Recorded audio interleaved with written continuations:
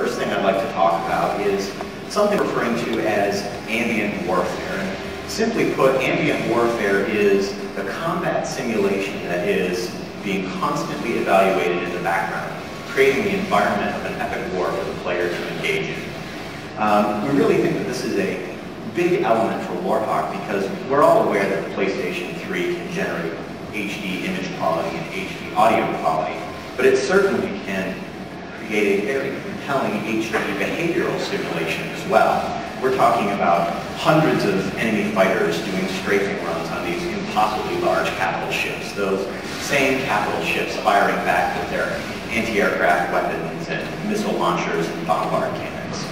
And although we spend a significant portion of our system resources doing this combat simulation, we also use the cell processor for a variety of natural phenomena as well. So for example, here, this ocean surface that I'm flying around has its geometry procedurally generated by wave simulation every frame, and then sent to the RSX for rendering. These clouds that I'm flying in and around right now are being rendered using a volumetric software ray tracer running another cluster of SPUs. And really, this is an interesting paradigm shift for us because it's the first time that we're mixing cell-based software rendering with RSX-based hardware rendering. Now, certainly, you don't need to use the cell for software rendering. You can do so if you choose. The RSX has plenty of power on its own. Consider, for example, these capital ships that I'm flying around. They have surface materials that are orders of magnitude more complex than anything we could have done on the PlayStation 2.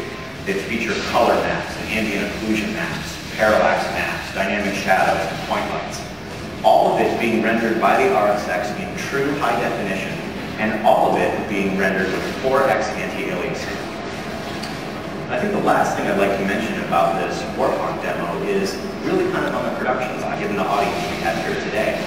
And that is that while the PlayStation 3 is a complex and very powerful machine, its entry point and ability to get access to the power of the cell is still very accessible. And I want to share something that we've been doing on the team, and that is that while we have a variety of programs running on the various SPUs for collision or physics or animation or water surface simulation or particles, none of them are actually written in assembly. And I think from a production perspective, that's very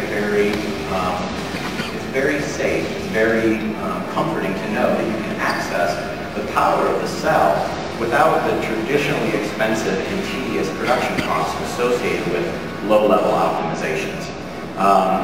So with that, I'll conclude the Warhawk demo, and I look forward to seeing you at E3, where you can get your hands on this game and play yourself.